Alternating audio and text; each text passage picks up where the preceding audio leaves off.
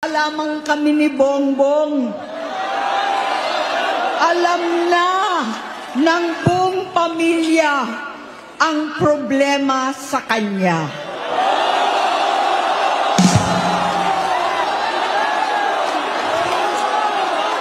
Sa totoo lang, mababasa naman ng lahat ang mga testimonya ng aking ama patungkol sa kanyang ugali at gawain.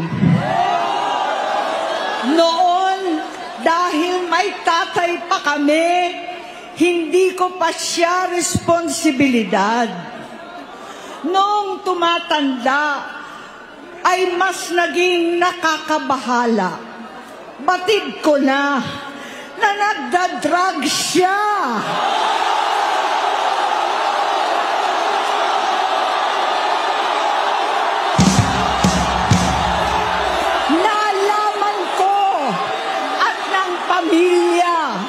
Nalaman ng pamilya, seryoso ito.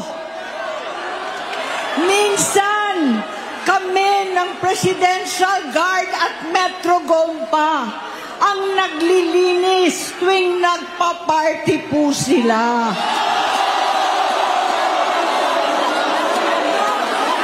Namuhay kaming magkakapatid sa ibang bansa.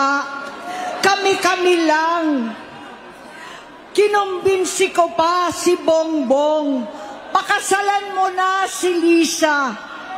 Naisip ko noon, kapag nag-asawa siya, malalagay na sa tahimik at magkakaroon ng direksyon. Ang laki ng pagkakamali ko. Mas lumala ang kanyang pagkalulong sa droga.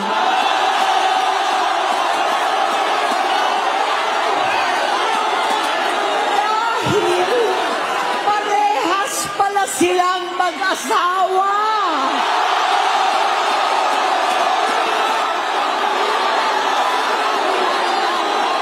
Naging gobernador siya ng Ilocos. Alam ng mga tao doon na halos hindi siya pumapasok.